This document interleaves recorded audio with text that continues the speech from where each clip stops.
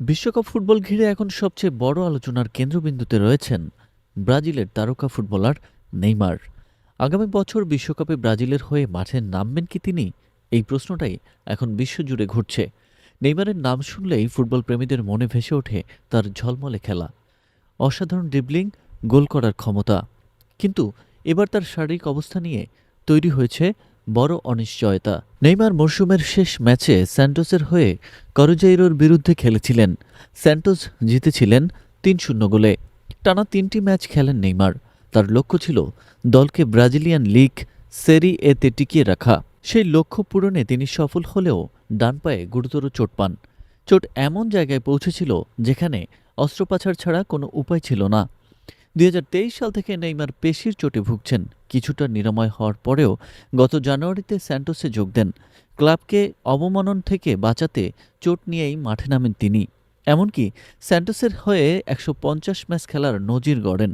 সেই ম্যাচের শুরুতেই তাকে বিশেষ স্মারক তুলে দেওয়া হয়। ম্যাচ শেষে নেইমার বলেন, আমি চোট নিয়েই খেলেছি, কারণ আমার মনে হয়েছিল ক্লাবকে সাহায্য করার জন্য এটাই সেরা উপায়। সপ্তাহটা আমার কাছে ভীষণই কঠিন ছিল।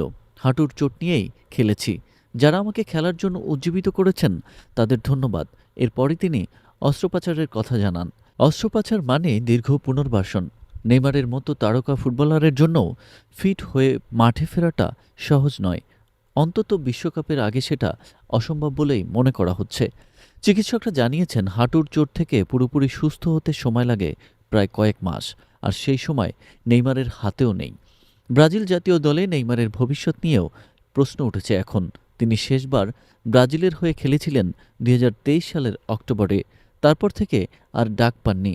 যোগ্যতা অর্জন পর্বে তাকে নেওয়া হয়নি।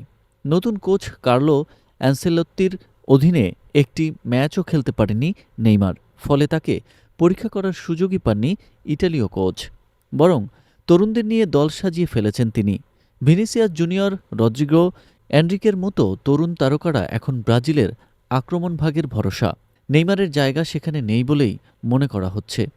২ বছরের বেশি সময় বিখ্যাত হলুদ জার্সি তার গায়ে ওঠেনি। নেইমারের জন্য সমস্যার বিষয় হলো অ্যানসেলোত্তির অধীনে একটা ম্যাচও তিনি খেলতে পারেননি, যার ফলে তাকে সেভাবে পরীক্ষা করে নেওয়ারও সুযোগ পাননি কোচ। বরং তিনি নেইমারের বিকল্প হিসেবে একঝাঁক তরুণকে নিয়ে দল সাজিয়ে ফেলেছেন।